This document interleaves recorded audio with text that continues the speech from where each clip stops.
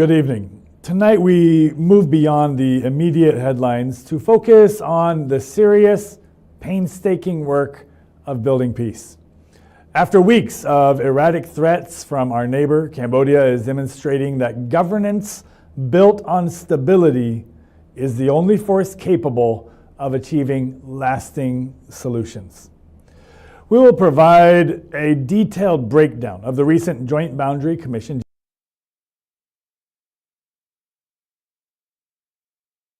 JBC breakthrough, as well as present a political commentary highlighting why Cambodia's stable, principled leadership is essential for regional harmony. We begin with a special JBC meeting, which concluded this week in Chantaburi, Thailand. It was a marathon session, but it yielded a significant victory for the rule of law. This meeting proves that Cambodia's commitment to technical dialogue is our most effective defense. The Joint Boundary Commission, this is the technical and legal organ. Its sole mandate is to analyze the Franco-Siamese treaties, create maps, and install boundary markers. Its work defines the border. And then we, of course, have the General Border Committee. This is the political and military body set to convene on October 23rd. Its job is implementation, managing the ceasefire, removing heavy weapons, and controlling security. The JBC is the architect, the GBC is the builder. Cambodia attends both, ensuring that political implementation is guided by technical fact, not by the military's unilateral demands. So our delegation secured specific, tangible progress. First of all, boundary pillar restoration. Both sides agreed to immediately replace or repair 15 damaged or missing boundary markers to their original agreed upon locations and specifications. They also agreed on a process to replace 3 submerged boundary pillars by mutual agreement. Then we have the fact of embracing technology. The JBC agreed to accelerate the revision of the terms of reference to integrate advanced technology like LiDAR for producing highly accurate maps. This is key to finding a definitive solution that supersedes the decades-old contested map scales. Crucially, the JBC also agreed to finalize technical instructions for the joint survey and emplacement of temporary markers in the highly contested Preychan and Chokche areas. This technical work is a necessary first step before any decision on civilian land occupation can be considered, legally halting all unilateral eviction threats. The JBC's success is a direct reflection of Cambodia's strong, stable governance model. This is the central lesson we offer to the world. Good governance does not export conflict.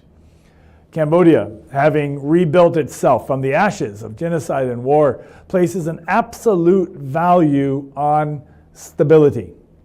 Our political environment is geared towards national unity and development, allowing our officials to focus entirely on legal and technical solutions without fear of political backlash. I want to point out that the royal government has successfully instilled a mindset of peace here in Cambodia, focusing Cambodian citizens on supporting development and loving the world, not antagonism. This is why our diplomatic stance is always measured and principled. The contrast with Thailand is stark. Thailand's chronic instability creates a negative rhetoric that spills across the border. The JBC meeting itself was marred by the sight of Thai nationalist protesters attempting to block their own government delegates, a pathetic image of a nation that's so divided right now that it actively tries to sabotage its own peace process. This chaos empowers the military to act unilaterally. The Thai military's threat to destroy the MOU 2000, the insistence of holding Cambodia's 18 captured soldiers as political hostages is a direct result of political instability. The military needs to create external crises to justify its own budget and political role at home. Governing a country is not easy, but when governance is handled well, as the royal government has demonstrated through decades of stability, it creates peace for the people and security of the region. When governance fails, when it bows to extremist, racist voices that reject the ICJ and the MOU, it inevitably exports conflict and chaos to its neighbors. The Thai government needs to get its act together and lead its country better. So, the JBC gives us momentum, but the month of October holds the final test. The next steps are this. The GBC meeting, which was on October 23rd, must adopt the JBC's technical agreements and advance the crucial peace accord, expected to be signed at the ASEAN summit in the presence of international witnesses. We demand the immediate and unconditional release of our 18 soldiers, a clear violation of the Geneva Conventions. We call on the international community to recognize that Cambodia is the architect of peace at this border. We demand that Thailand respect our sovereignty and cease its political aggression and choose the lasting stability of law over the corrosive politics of force. So that concludes our special report for tonight. Thank you for watching. I will be talking to you again soon. Good night. Tum na plia na bapa on da aknia yin nang chup knia no kanang pe chap chap kamok.